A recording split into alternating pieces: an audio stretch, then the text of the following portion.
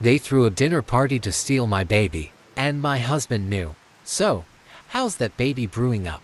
Harry asked while pouring everyone a glass of wine except me. He's been playing a lot of soccer in there. I'll tell you that, I answered, laughing and placing my hands on the belly. But hopefully, he'll get out soon enough. Harry chuckled, and he and my husband got back to discussing whatever detail was left in the production's calendar. Tanya, Harry's wife, on the other hand, didn't laugh at all. Instead, she stared at me with a blank expression I couldn't quite decipher. They were the ones who had invited us over for dinner to celebrate the deal my husband had signed with Harry's production company. Why is she acting like that? I wondered, but honestly, I wouldn't let her ruin what was one of the happiest moments of our lives. A few months ago, we had been living in a cramped studio downtown with 2 unpaid rents, and now we were having dinner with this big shot producer for a movie my husband would be writing. Every day, I woke up thanking God we had this before the baby was born. I was 7 months pregnant. If putting up with this woman looking at me like I was a zoo animal was the price for all this, then I'd gladly pay it. But things got weird when I, feeling nauseous, excused myself to go to the bathroom, as I had many times that night. And as I was washing my hands to get back, I heard a knock on the door. "I'm leaving," I called out to whoever was on the other side. When I opened it, it was Tanya. She stood there, glancing over her shoulder as if checking for anyone. "You need to get out," she whispered like she was sharing a secret, "or they'll take your baby." Before I could even ask what, she turned around and walked back to the room where our husbands were. I sat back at the table, uneasy. What did she mean? Did I hear her correctly? Across from me, Tanya focused on the men's conversation, avoiding eye contact, pretending she hadn't just said what she did.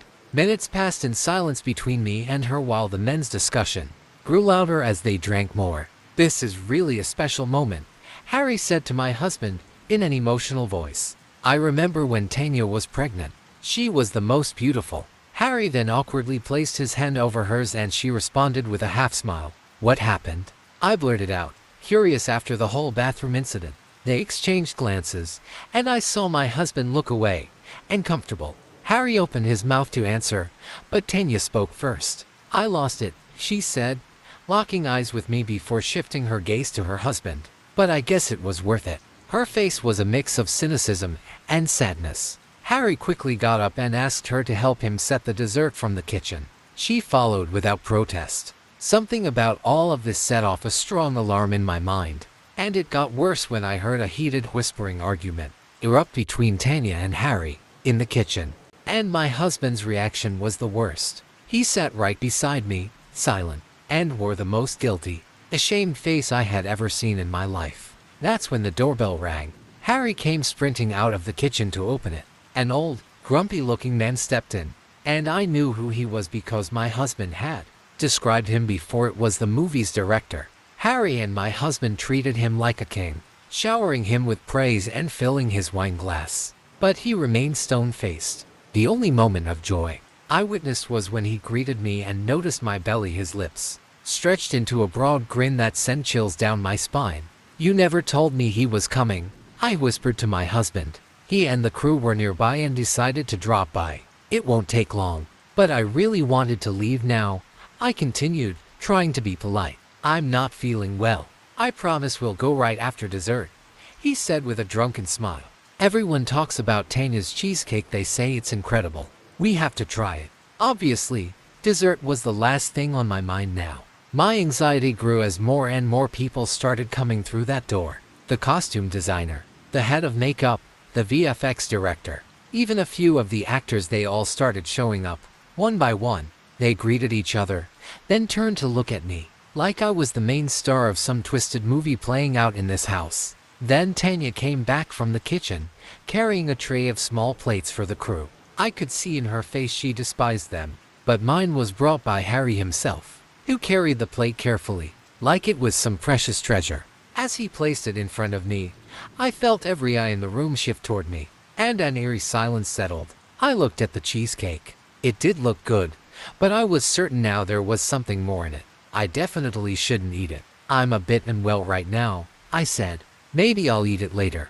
"Honey, at least give it a bite," my husband said, while Harry still stood in front of us, waiting. "I'm just not that hungry. Can't we take it home instead?" The tension in the room was suffocating. My husband's demeanor shifted instantly, his expression darkening as he gripped my arm. "Honey, don't be rude," his face a mix of menace and desperation. "Eat the cake. These people are helping us." That answer was proof he knew very well about whatever was going on. I hesitated, staring at the plate for a few seconds, my mind racing. But before I could speak, Tanya placed a firm hand on my shoulder. "She's just having a wave of nausea," she said, her voice calm. I sure remember how bad it felt. "I'll just take her to the bathroom 1 second to freshen up." Harry wasn't happy, but he sighed and nodded. "Fine, but be quick." Tanya helped me up, keeping her grip steady as we walked hand in hand toward the hallway. The moment we were out of sight, she pulled a car key from her pocket and pressed it into my palm. "Take my car," she whispered. "It's parked outside. Second on the left." My heart pounded. "What about you?" "They already took everything I had." Her eyes welled with tears. "I'll be fine. Just go. Now." I followed her into the bathroom, where she locked the door behind us, and helped me jump through the window. I ran to the spot she pointed as fast as a 7 months pregnant woman could. My hands trembled as I fumbled with the key, but as soon as the engine roared to life, I floored it. In the rearview mirror, I saw the house shrinking in the distance, while my phone buzzed with calls from my husband. Next story. My dead girlfriend keeps updating her social media and she's talking about me. It started with a notification. "Emily just posted a new photo." My stomach dropped. Emily died 6 months ago. I clicked on it with shaking hands. It was a picture of my apartment, my bedroom window, taken from the street. The caption, "I see you."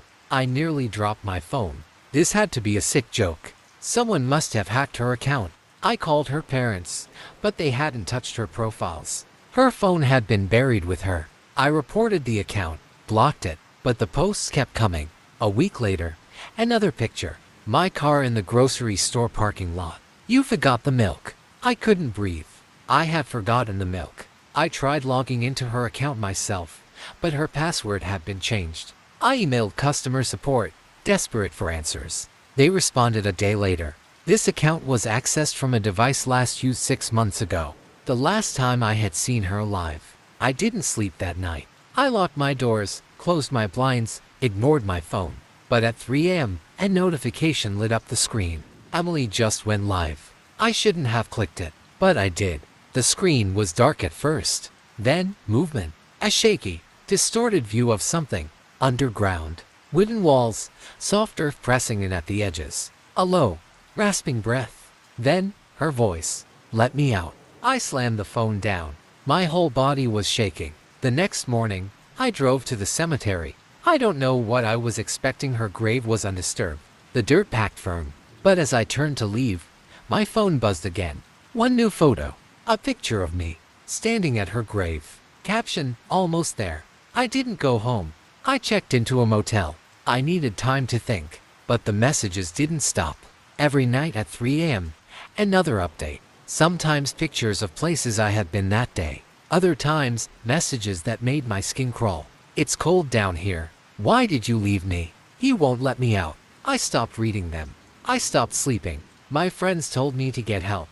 But I knew this wasn't just in my head. Someone or something was doing this. Then, last night, she posted a video. The camera shook violently, like someone was trying to break free. The screen was filled with darkness. But I could hear something scraping, digging.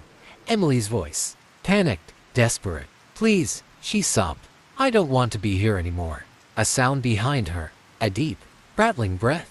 Then, a voice that didn't belong to her. Almost time. The stream cut off. I couldn't take it anymore. I had to know the truth. I grabbed a shovel and drove back to the cemetery. The air was thick, pressing down on me like a weight. My hands trembled as I started digging. The deeper I went, the more I felt at that wrongness. Like something just beneath the surface was watching, waiting.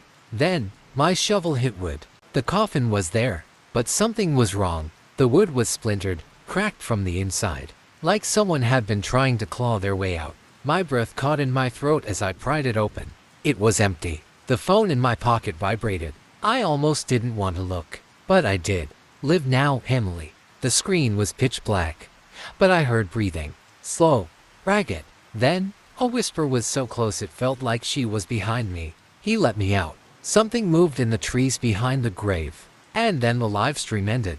Now, move to the next story. Should I do it? Okay, I should start with some context. My name is Edward Pickman. I come from New England, but ever since I could travel on my own, I have spent my life traveling around Europe.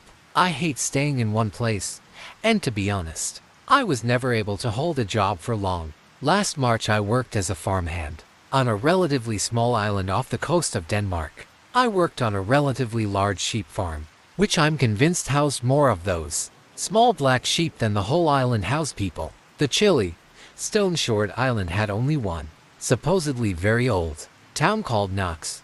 The town was filled with leaning, creaking old houses that hid their remarkable age under colorful, if a little windswept and weathered, plaster, and its roads were bumpy and paved with oddly shaped stones. There were also 3 other small villages on the island, but one of them was just 2 houses and a well, and the other 2 were mostly ghosts of broken foundations and moldy corpses of homes long abandoned. The whole thing was quite picturesque and awe-inspiring, and I very much enjoyed looking at the old, crooked buildings swimming through a sea of thick, milky fog as I made my way out of town and to the farm every morning. At the sheep farm, I became quite a good friend with a local named Axel.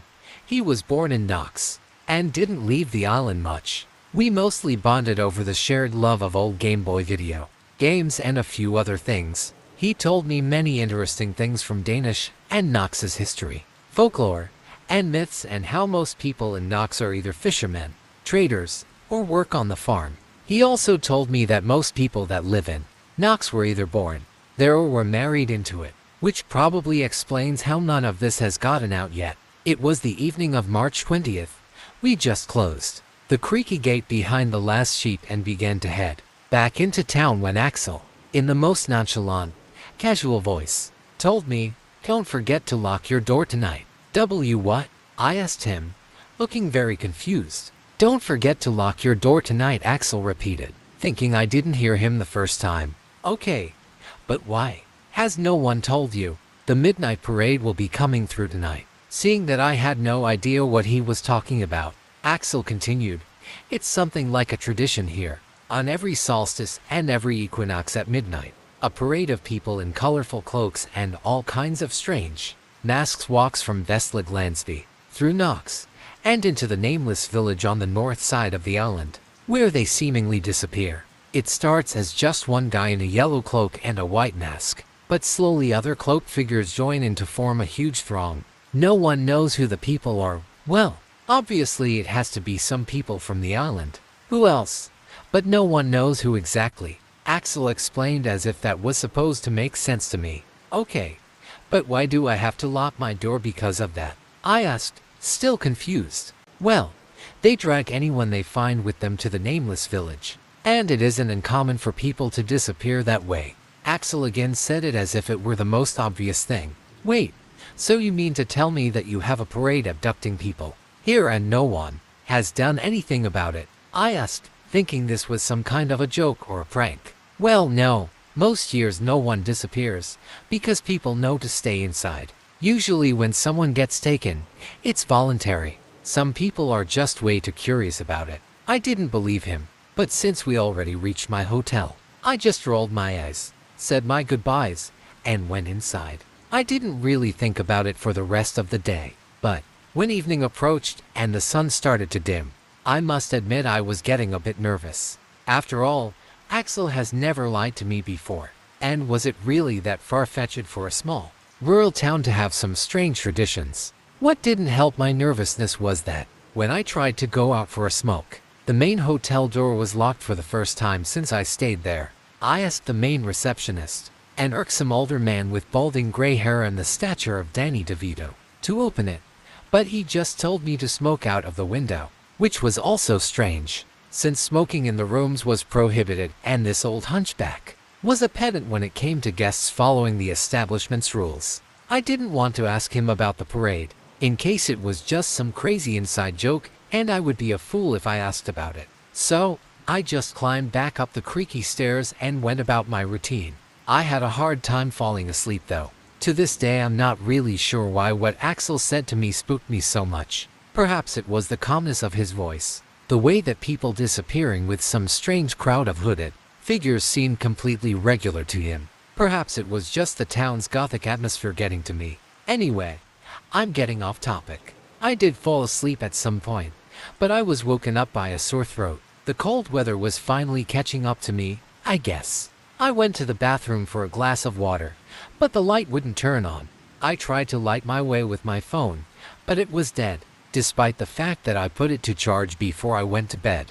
I murmured something about lazy electricians, not fixing the power outage to myself as I stumbled into the dark, windowless bathroom to get some water. When I quenched my thirst and turned the rusty faucet off, I heard a strange noise. It sounded like a distant elephant roar, but longer. At this point I remembered what Axel told me, and I was getting scared again. I slowly made my way back to the bedroom and cautiously looked out the window. After a few minutes, when the blare of trumpets joined with a rumble of drums and became a horribly audible and distinct cacophony, and the crowd of lights went out of my sight, as it was coming into the town from the side on which my room didn't have windows. I looked across the street, into other windows of other homes that lined the bumpy street, and saw them filled with people, nervously expecting the nightmarish spectacle that was surely to soon come. Right across from me was a balcony. On it stood a lovely young girl with blonde hair, freckled cheeks, and those piercing blue eyes most locals seem to have. She was dressed in a thick, puffy jacket, and in her arms, sat on the balcony's railing and wrapped in a fluffy blanket, was another little girl, no older than 8, and basically a younger copy of her sister. I smiled looking at them. They seemed to be rather excited about the parade, and, to be honest, looking at them eased my concerns. It just might be a normal, annual tradition after all, and not some macabre show of lunacy that my imagination conjured up. However, I did notice one strange thing while looking at my co-observers. Axel claimed the parade consisted of people from the island, yet, taking into account the size of the distant light blob I have seen, all the houses seemed way too filled. I didn't have too much time to think about that, though. The tip of a mighty long carnix showed its beastly head above the shortest house roof, golden tusks crowning its glaring maw. I failed to notice before, but the sheer sound of the stomping feet of this horde, and the blare of their pipes and rumble of their drums was shaking the floor. My insides tensed, as if I was bracing to be hit with a herd of buffalo, as the tidal wave of colorful fabrics, sewn into elaborate cloaks and flowing banners, flooded into the street below, flattening anything standing in its path. It was an amount of people I would never expect in such a small town. Some had very long brass carnixes, decorated with the cranial likeness of beasts I have never seen or heard about. Others were beating on massive drums. Some even played instruments I have never seen before. There were also those who carried massive, flowing banners and flags that held no text or image, only sewn together pieces of colorful fabrics that flapped in the wind like an octopus, swimming against the current. And those who walked with lanterns, lampions, and other strange sources of light. Then, there were the dancers. They stood out to me the most. Their cloaks were the most elaborate, showcasing long strips of flowing fabric, most colors of all the others, and embroidery of strange symbols, which were also painted on the massive drums, and some were even decorated in jingle bells, which added to the horribly ear-ripping cacophony of the whole parade. After the head of this human slug pushed through the streets, more bizarre sights followed. The crowds of mad musicians and epileptic-looking dancers were still the foundation, but along with them were now being pushed several tall wooden towers, decorated with long banners that concealed some horrible pipers hidden inside them, who played long didgeridoo-looking pipes with 3 branching openings that poked out from holes in the fabric and shipped the window screen when played. Atop every tower stood and trashed around the most horrible of dancers. Their faces were hidden behind painted and otherwise decorated animal skulls, and their cloaks were decorated with an uncountable amount of thin, long stripes of colorful fabric, making them somewhat resemble car wash brushes.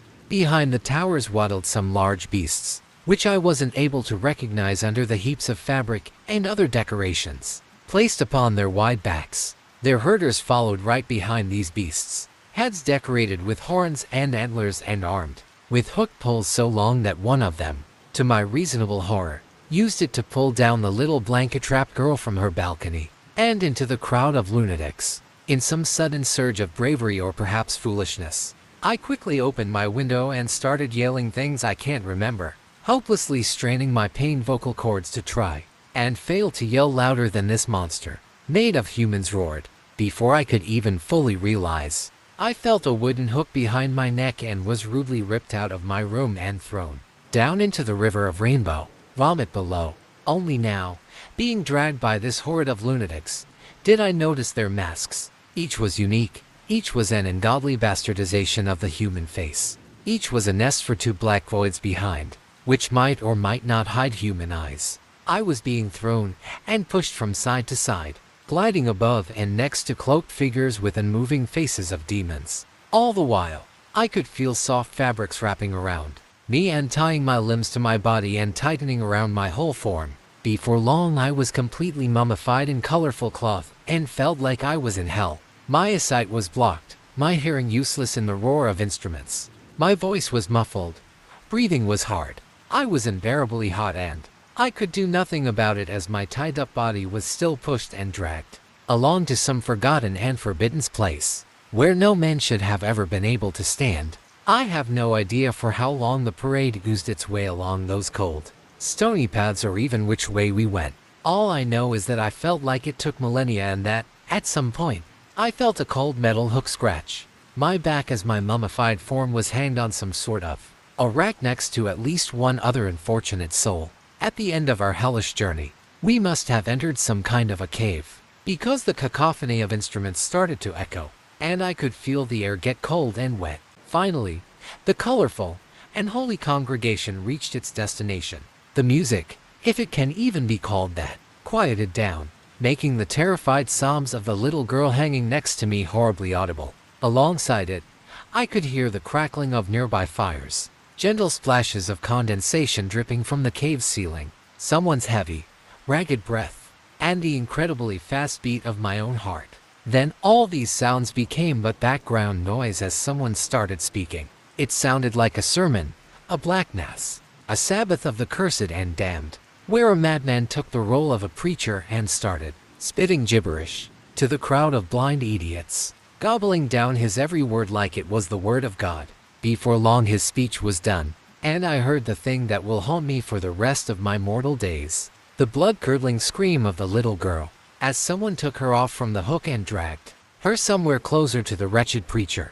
I could hear her beg and cry as they cut open her prison of cloth. She begged and cried right until I heard the horrible bubbling, sloshing sound, which I failed to compare to anything else. The room filled with sweaty, rotting, hot stench as the girl's cries seemed to die down as if she was just embraced by her own loving mother.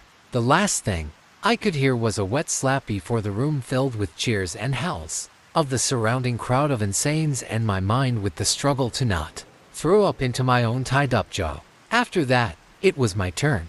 I was taken off the hook, my bondages were cut, and I was thrown to the floor. The floor was disgustingly warm, like a used toilet seat, and in front of me, stretching out from a circular hole in the ground, was something I feared to look at, something whose ragged gasps for air I heard ever since we entered the cave. It smelled like death and the den of a skunk, and from somewhere up high, where its orifices must have been located, dripped thick dark goop.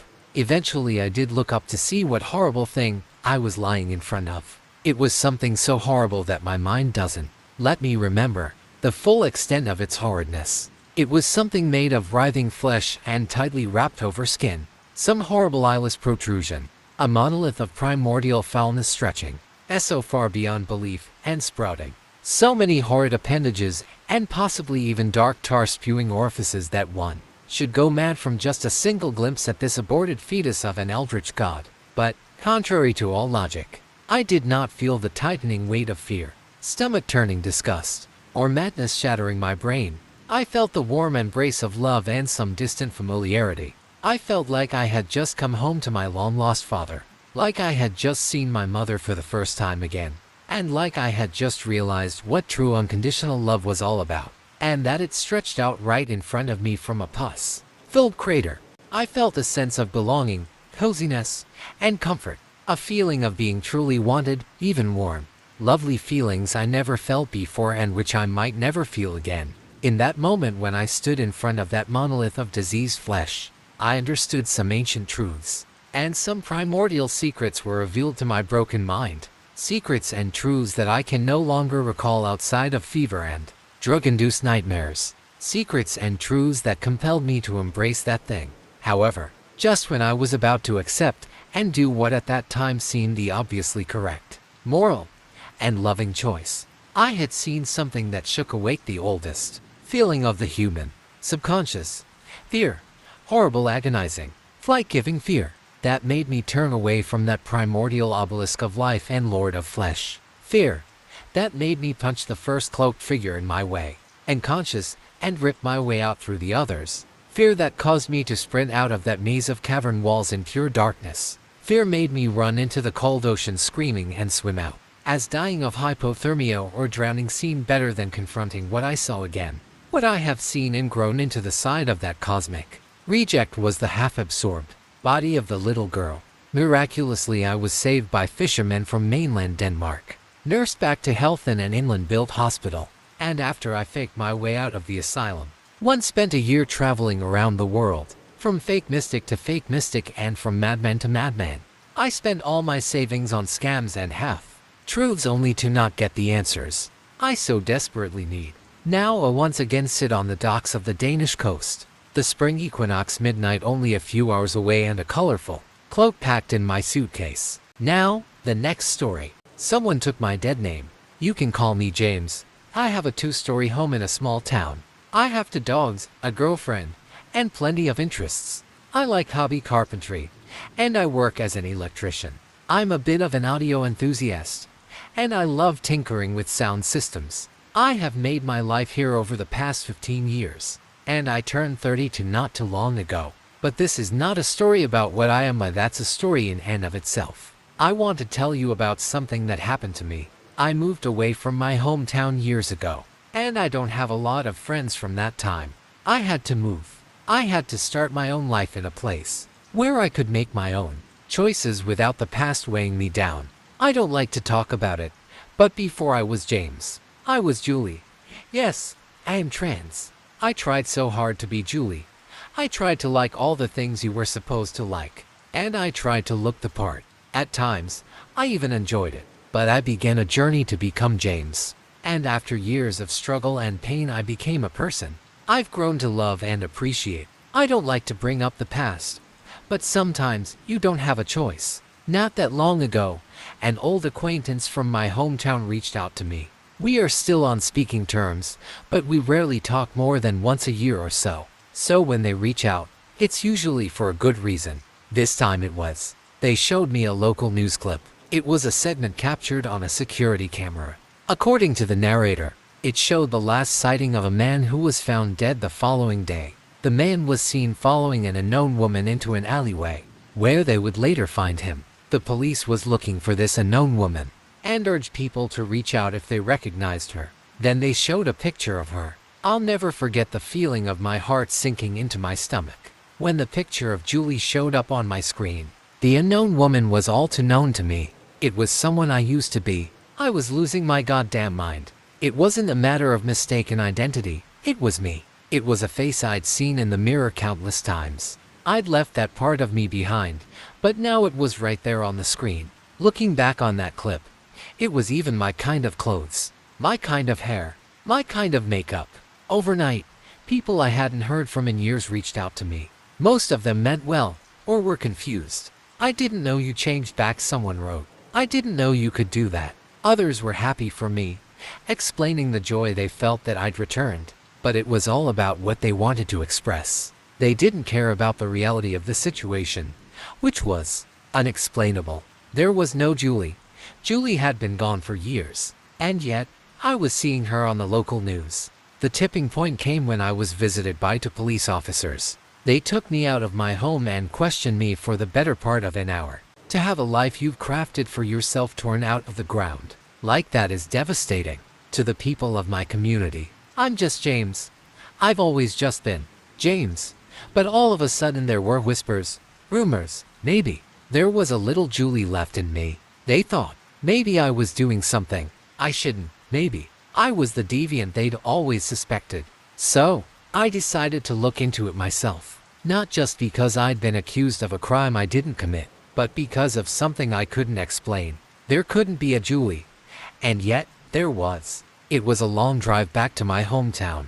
I come from a particularly red part of a red state, and while I don't like to paint people in a bad light, there were those who refused to let me move on. Back then I felt like the only way to truly reinvent myself was to leave it all behind. Not just a name or a look, but the place and the people. It hurt more than I thought it would. Change can be painful, even if it's for the better. You lose the good things too, you know. Seeing the streets I used to walk was surreal.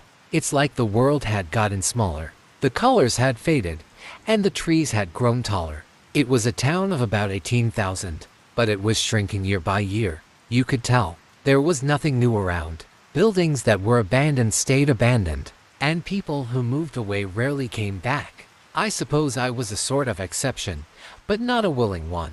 I checked into a motel and started a bit of an investigation of my own the following day. I asked around town to see what people had to say, referencing the news story. A couple of folks were happy to oblige, but others were a bit wary of outsiders. It was comforting in a way, being spoken to as a stranger. It reaffirmed my identity at a time when I really needed it. But a few kinda recognized me. Most didn't. I don't have a lot of photos of me online, and most of my social media profiles just have this picture of a hermit crab, my favorite animal. Something about a crab named James cracks me up, but I still got recognized every now and then, which completely sidelined the conversation. There was this one woman waitressing at a rest stop that used to go to my high school that instantly recognized me, but not in a good way. Your skin thickens after living my life for a while, but it's a different feeling when it's people you used to know. Their jabs cut deeper, even when they mean well. You used to be so pretty. Well, screw you too, I guess. After a full day of running into walls, I decided to throw a couple Hail Marys. I figured, if this was someone trying to emulate me, maybe I should trust my own instincts. I had to put myself back in the mind of that person and work myself backwards. Where would Julie go? And what would Julie do?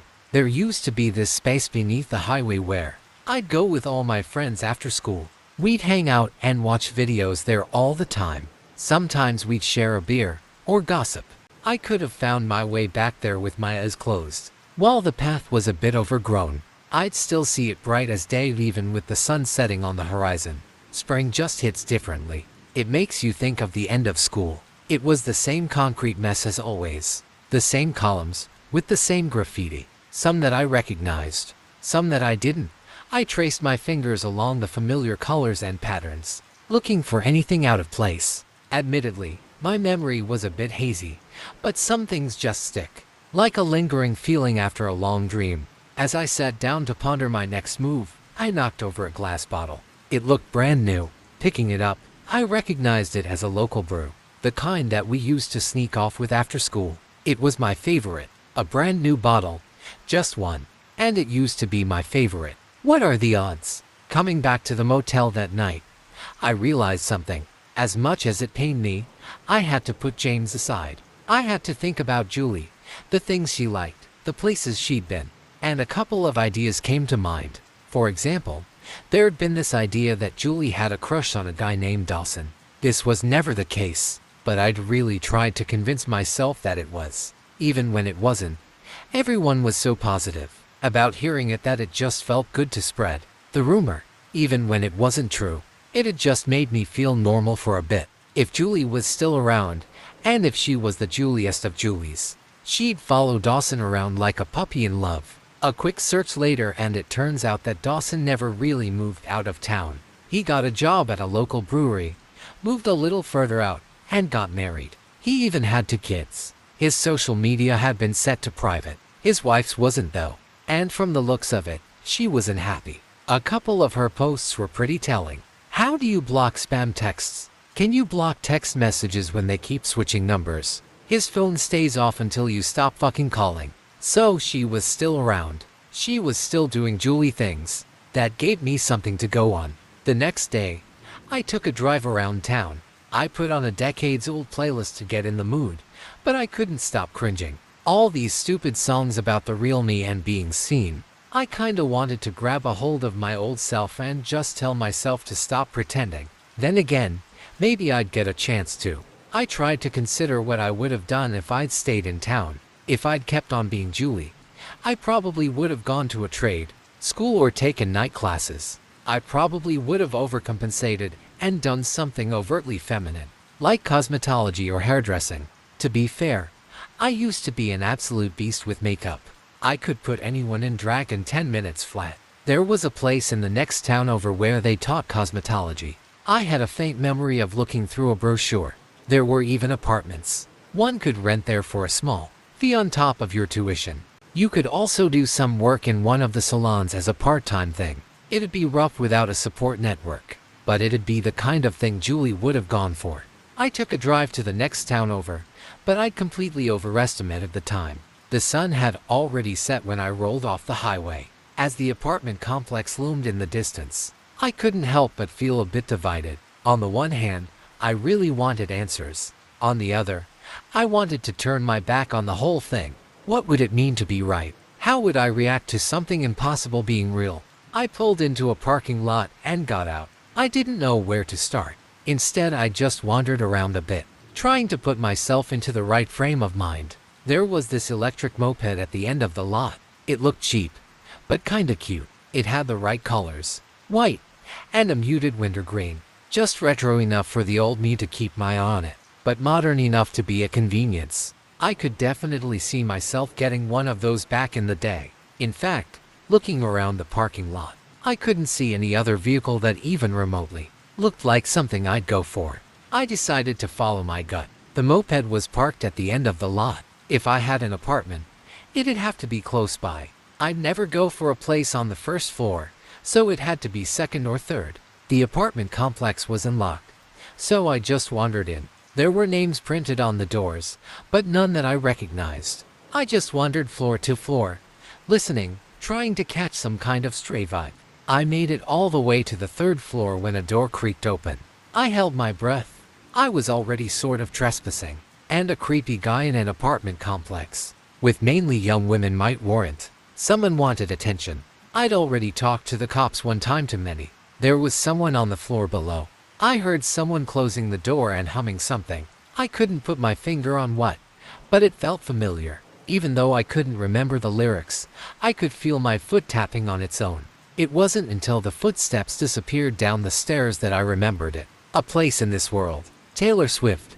How could I forget? That used to be my goddamn anthem. There was a small window in the hallway, looking over the parking lot. I could see someone putting on a helmet and getting on that electric moped. It was a long shot, but I hadn't gotten this far from nothing. Checking out the apartment door, I noticed the name on it being Jolene. I felt like an idiot. That had been my nickname for a time when I went through my country phase. Of course she wouldn't use her real name. Or maybe she was trying to distance herself from something. I thought about my next move. I could come back later, but I felt like I had to try something. Looking around, I noticed something in the corner.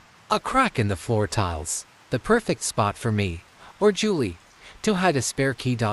And there it was. I considered stepping away, but I didn't know if I'd ever get this chance again. If I turned my back on this whole thing, could I ever live with the mystery? There had to be an explanation, and I couldn't imagine it. So despite my common sense screaming at me to think about it, I took a deep breath and went ahead.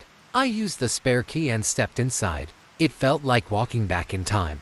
The same posters, the same smells, the same coats on the coat rack. Every single thing in that place was something I would have picked out myself back in the day. The shoes, the white lamp with the blue sunflower pattern, the plate for the keys on the dresser. It even had these little plastic hermit crabs next to it. It was all my style. This could have been me 15 years earlier.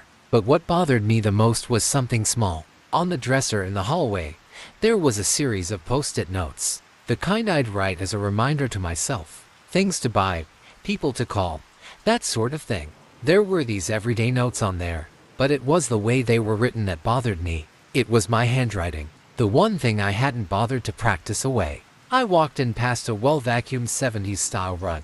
taking in the atmosphere of the place. The laptop in rest mode, probably ready to stream something. The spinning fan lamp overhead, still slowing down from being on all day. There were even these fridge poetry magnets in the kitchen, where you can spell out sentences with random words. I used to love those things, but looking a bit closer, those magnets told a story. It read, "Dream of you, ocean of nothing. Listen, listen, here, old, remember, remember, nothing, J." I snapped a picture of it with my phone as I heard something. Someone moving up the staircase outside. How could she be back so fast? I panicked. My first thought was hiding in the bedroom, but the bed was too close to the ground for me to fit underneath, and the wardrobe was too thin. I had to try something else. I opened the bathroom door and tried the lights, but they didn't work. I didn't have a choice though, so I hurried inside, closed the door, and felt my way to the back of the room. There was no bathtub, but a pretty sizable shower with a curtain. I could hide behind it. I heard the front door open. Good thing I'd locked it. I held my breath and closed my eyes. Something primal in me figured that if I couldn't see her, she couldn't see me. My sweaty palms pressed up against the tiled wall. "Damn it, damn it, damn it," someone muttered.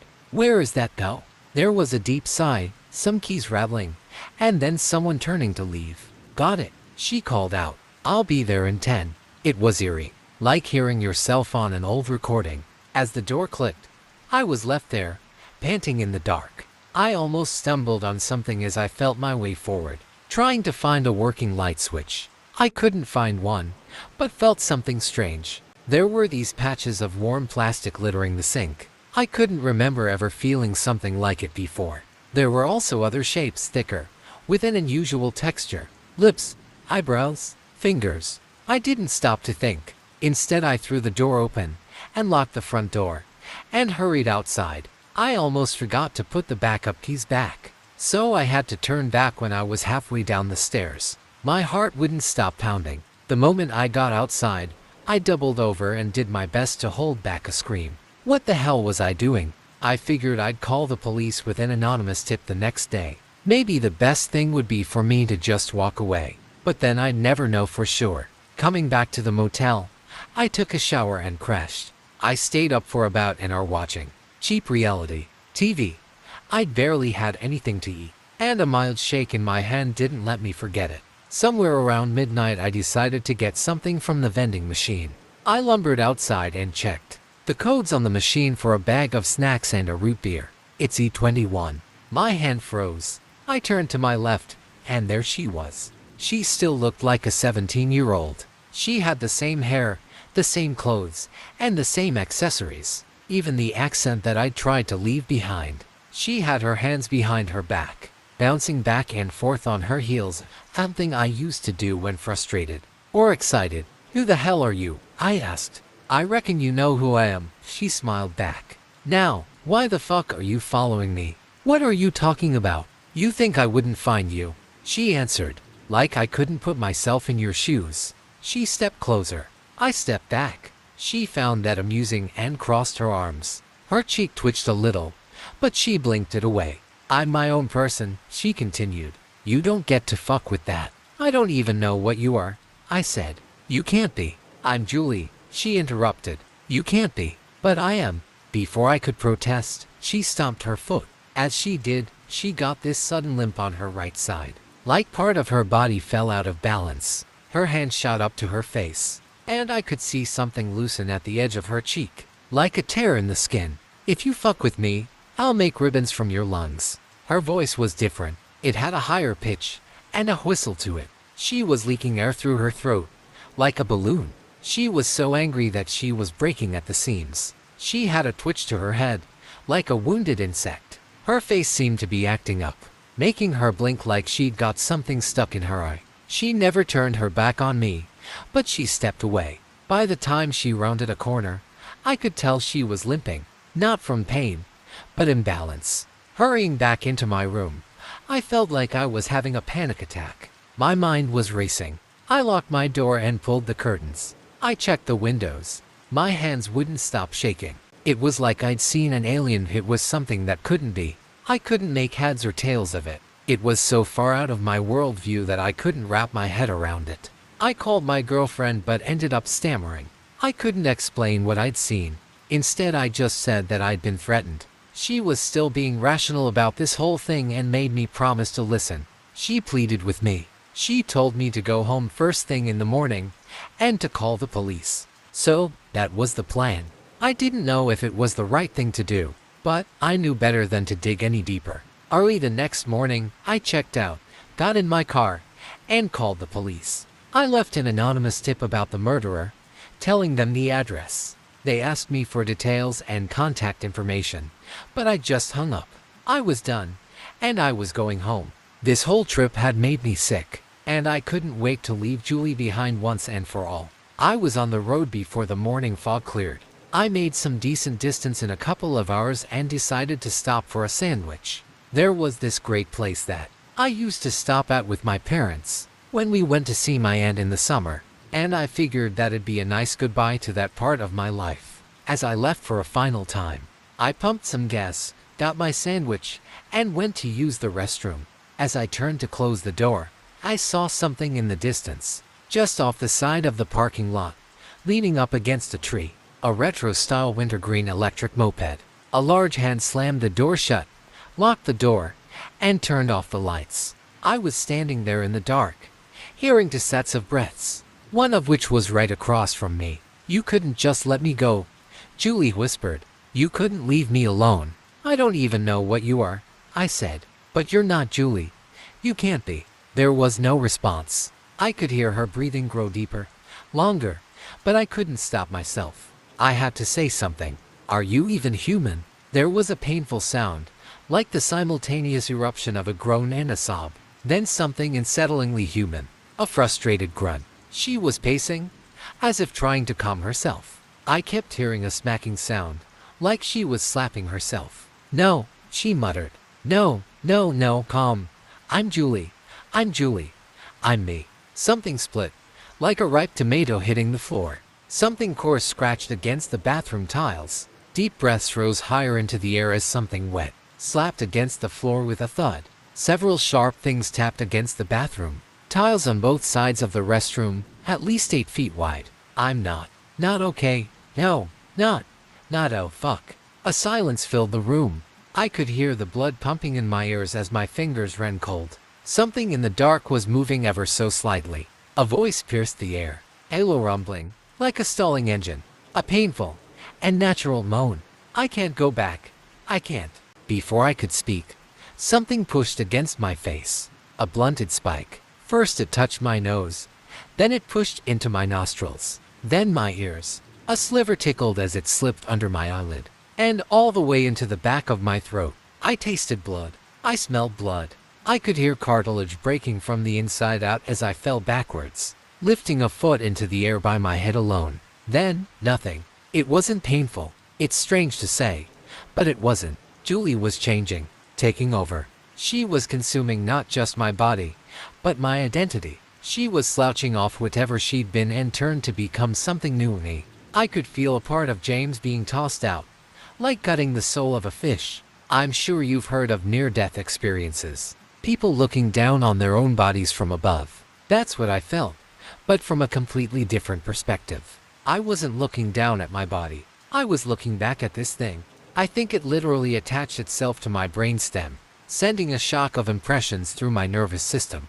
I'd been right. It wasn't human, but it wasn't really anything. It was half-finished, partial, something from another place that had forgotten what it was like to be a person. It was in pain and desperate to feel something physical, something real. So it had floated in a space where people can't be, and it had dreamt of forgotten things, things thrown away. And in that space, it had seen something beautiful and abandoned. Julie. The impressions felt like watching life through shadows on the wall. Intentional, but only indication, and real. It had taken something it thought abandoned and believed itself to be something new.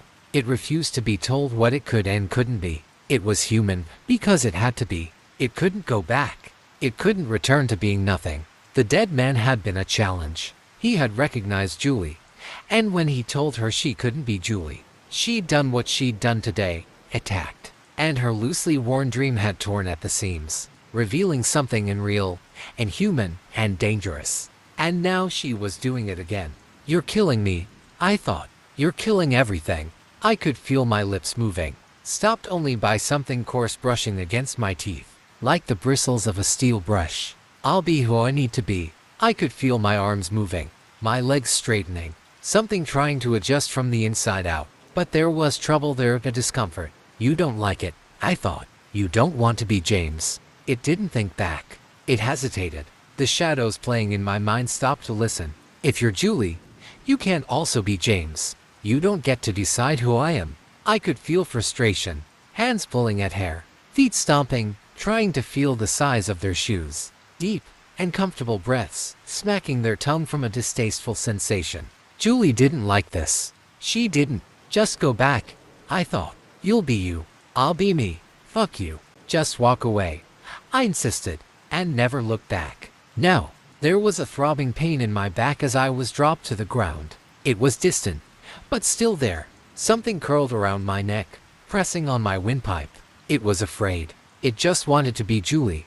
It wanted there to be no more questions, no more people. It didn't want to spin a new web into a body. The repairs would take weeks. It didn't have enough patches, not even at the lair. It would have to get a new lair, now that the police had raided it. "You fucked up," it groaned. "You fucked it all up.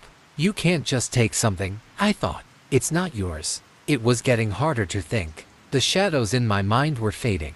It was just colors in a river, recognition glinting in a deepening stream, like fool's gold. "She's mine," it rumbled. As recognition faded, like dying stars, a single thought crossed my mind. "You can have her." It felt like having roots pulled out of my core, something pulling back, leaving my face blooded and bruised. The restroom door opened ajar, letting in a glimpse of light. Something large and inhuman covered the exit, gently caressing an empty human body. A familiar blonde head hung loose, like a stringless puppet. Something sharp and claw-like stroked her head, cared for her. "I don't want to be James," it groaned. I tried to say something, but I choked on a loose tooth. I spat it out with a deep red glob. As Julie slipped out the door and into the adjoining woods, the last thing I heard was that same hum and whistle as before. That same tune. A place in this world. I told them I was attacked. It wasn't an unlikely story, given my identity and location. People had done worse for less. I think it got on the news. But I made it home eventually. I got my insurance money. I got to play with my dogs and kiss my girlfriend.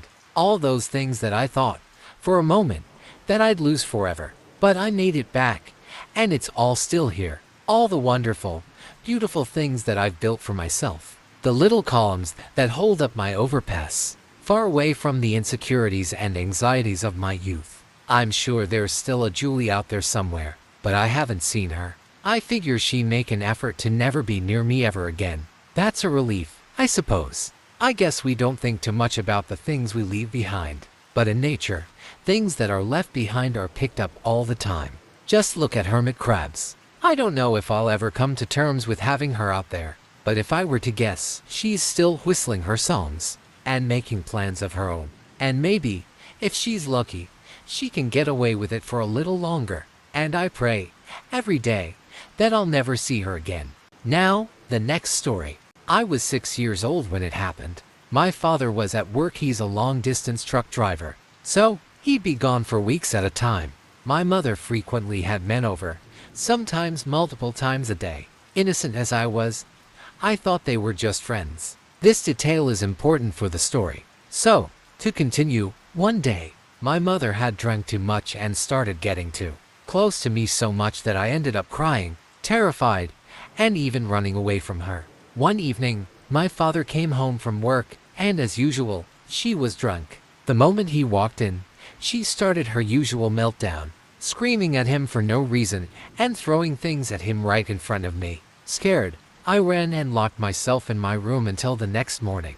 But that night, I heard my father say he was going to sleep somewhere else before slamming the door. Suddenly, I heard footsteps approaching me and a voice my mother's saying, "Don't scream, I won't hurt you." With a disturbing tone, I obeyed because I was terrified for my life. I ended up falling asleep in my parents' bed, thinking I was finally safe. But over an hour later, I heard noises, first the bedroom door, then a metallic sound. Too scared to react, I pretended to sleep so she wouldn't suspect anything. Then, her voice whispered in my ear, "It's time for your punishment." At that moment, I knew I was in danger and had to stay still. I turned my back to her, and she started screaming. Panicked, I broke down crying, having a full anxiety attack. Later that night, everything went silent, and I managed to fall back asleep. But around 4 or 5 a.m., the nightmare started again, except this time, I was actually asleep. Her plan worked. I felt the bed dip, then fingers stroking my face, my neck, my shoulders. I opened one eye. She was completely naked, lunging onto the bed to pin me down. I felt her hands pulling off my underwear. I started crying immediately, but she began an endless series of inappropriate touches. That night, I couldn't do anything. The next day, I saw she had slept next to me. I looked for my underwear. She had thrown it in the trash. That day, nothing happened, but the nightmare resumed that night, except this time, she went further than before. She managed to, well, you know what I mean. For years, this nightmare continued. If I ever dared report her, she threatened to me. Every night after school, she'd pick me up completely drunk. No one ever said anything. She'd beat me every evening, but I never went to the hospital except the time she threw a clay plate in my face. Then came my first year of middle school. My father had been gone for 11 months, but I reconnected with him. One day, my school noticed I kept coming back covered in bruises, scars, wearing the same clothes, and severely underweight because I was never fed properly. She wasted all her money on alcohol and drugs. They eventually found my father's number and called him, warning him I was in serious danger based on what they saw. It was October 2014, near the first school break of the year. My father and his current partner came to pick me up for the holidays, and I immediately agreed. But less than an hour later, as we arrived in Fregis, the police stopped my father, claiming he'd run a red light for a routine check. At first, nothing seemed wrong until I saw the horrific scene. The cops pepper sprayed my father in the eyes and took him to the station. I cried my heart out as we followed them. Hours later, we found out my mother had called the Fregis police station, claiming my father had kidnapped me and was a criminal. After a few hours, they released him. But then I saw my damn mother stepping out of a car with a man I already knew. They forced me to go back with them. A few days later, October 18, 2014, I had just turned 12. My father came back. This time, he took me away for good. The week went well, and when we returned to my mother's place, she wasn't there. He asked me what I wanted to do. I said, "I want to live with you." He agreed. We filed a report against her, leading to years of court hearings at juvenile court. Eventually, my father won full custody. I never told him what happened. It wasn't until 10 years later that I finally shared my story. To this day, I've never had the courage to press charges. Wow, guys, that one still gives me chills. If you made it to the end, let me know you survived. Don't forget to smash that like button if you enjoyed the terror, and subscribe if you haven't already. We're creeping closer to that 1K goal, and your support means everything. Hit the bell so you never miss a nightmare-fueled upload. Stay spooky, stay safe, and remember, you might want to sleep with the lights on tonight. Until next time, peace out, if you can.